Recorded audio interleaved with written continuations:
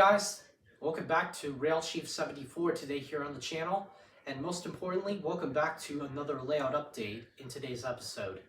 Now before we continue, I just really hope that you all like my t-shirt that I'm wearing, because this is my work uniform from when I volunteer at the Lewis Public Library, and as you all know, that's where we have the N5C Pennsylvania caboose on display. And if you guys want to check out more information on that, I'll make sure to leave it in the link to the description down below. But I will say that we usually tend to have like an open house on the first and the third Sunday of every month. So I'm just going to leave it at that. But most importantly, what we're here to talk about today is what's going on with the two layouts that you see right next to me here. So I'm going to go ahead and let the video do all the talking. So make sure to sit back and relax, and I hope you guys will enjoy today's video. Now the first item that I want to talk about here on the main layout is, of course, the 153 flashing highway signal. Now, nothing is wrong with the signal itself, but for the little lock-on, as you can see, which is attached to the rails here, this little clip on the end of the lock-on was sticking up a whole lot, and it was causing some of my engines to derail, whether I was running the 613 Union Pacific NW2 switcher from the conventional classics line or the Lionel post-war 671 turbine. The back of the engine would knock or clunk up against the little clip there, and it would cause the train to derail. So I had to bend it down just a little bit. So now when I run the trains, I won't have the problem of the trains bumping into this clip. And now everything runs a whole lot better. But I also want to make sure not to bend it too much, because once I bend it all the way towards, once I bend it, downwards, it was starting to have this effect where the signal light would stay on. Well, one light would stay off and then the other light would stay on, and it was causing the one light bulb to keep lighting up even though when it shouldn't. So I had to rebend the clip here back up just a little bit. So now, all things considered, everything is running a whole lot better. Another new addition to the layout here is this special customized accessory track section here, which I put together from a video, or that I put together from a kit from a tutorial video that I made a little while back. So if you guys want to go check that out, I'll make sure to leave the link in the description down below. Now, only one side of the track works as of right now, so I'm still trying to get the other side to work out. But also another thing that I wanted to add was the little milk car platform on the other side where the 445 switch tower is. So once I get everything hooked up and completed, I'll be running two of my favorite freight car accessories, or accessory operating freight cars. Right now, I'm having a lot of fun running the 3562 barrel car along with the 362 barrel loader here, just by loading and unloading the barrels from each other. So once I get the milk car, once I get the other side of the track hooked up and all fixed, I'll be running the milk car as well on the layout too. Okay, so now here's a area of the layout that I don't typically discuss about on these update videos, but as we look under the table here, the wiring is kind of pretty much a mess, to say the least. But when I was running one of my engines on the second layout here, I noticed that the buildings that I have installed have been flickering a lot, and I noticed that the engines have been slowing somewhat down to a degree.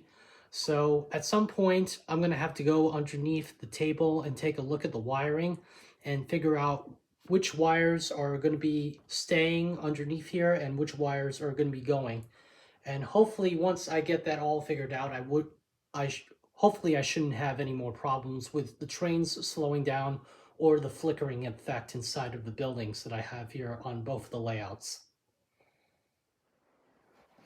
So for a lot of you guys out there who follow me on Instagram, you know that I made a post a little while back where I mentioned that I bought a little package of spotlights over at Michael's for a very decent price. They were surprisingly really cheap, and the more I looked at them, the more I started to realize, these would actually make some really nice yard lights. So that's what I kind of did in this little empty space over here on the second layout. I put the two spotlights over here in front of the freight station here. And also, for a lot of you who remember, this freight station used to be on the main train layout in the front of the train room.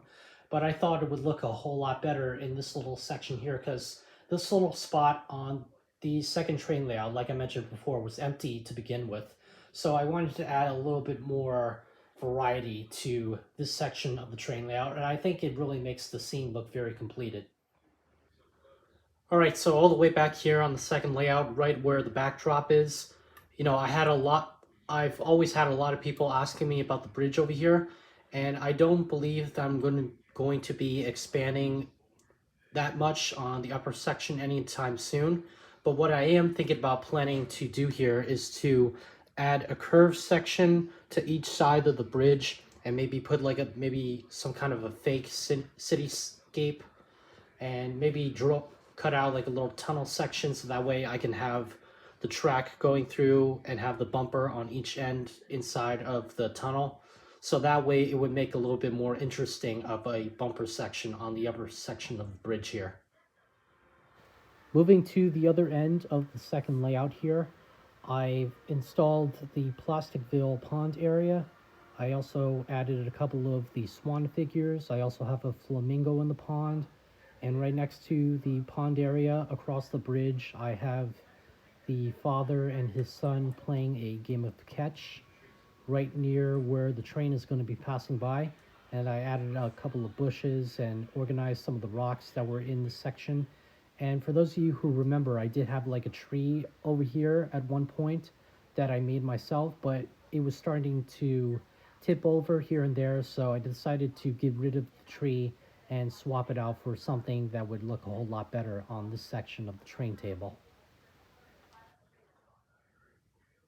Now, the last thing that I want to talk about in today's video is nothing that has anything to do with the layout itself, but it has something to do with a particular item that I stumbled upon when I was antique shopping with my parents late last year, and that would be this very cool Lionel operating keychain set. So the idea was for Lionel to make a little knickknack where you can bring along a little miniature train set with you on a road trip without dealing with any electricity or wiring. And the keychain is a really great example. As you can see, it's still packaged in its original packaging, and it hasn't been opened up until this very day, so I plan to keep it that way. Right back here, we have the original instructions on how to operate the keychain. You have to pull on the actual chain itself, and once you release it, the train starts moving around, and they couldn't have picked a better locomotive because we have the beautiful war bonnet paint scheme of the Atchison, Topeka, and Santa Fe F3. And despite how small this thing is, you could really take note of how very beautifully this thing is painted. Not just with the engine, but also with the mountains, the tunnels, the little river in the center of the layout. We also have a couple of trees, and then finally we have the two passenger cars that go with the locomotive inside. So it just goes to show you that a very cool item like this can bring back a whole lot of memories. And it really did bring a whole lot of memories back for me as well. All right, well, I hope you all have enjoyed watching today's episode. And don't forget, there's going to be more upcoming videos that I'm currently working on, including another unboxing video featuring an item that I've been on the hunt for quite some time now. So make sure to keep an eye out for that. But in the meantime, don't forget to like, comment, and subscribe to my channel. And please make sure to hit the notification bell down below for any other projects that I upload as well. But until next time, thank you all for tuning in, and I hope to see you all in my next video.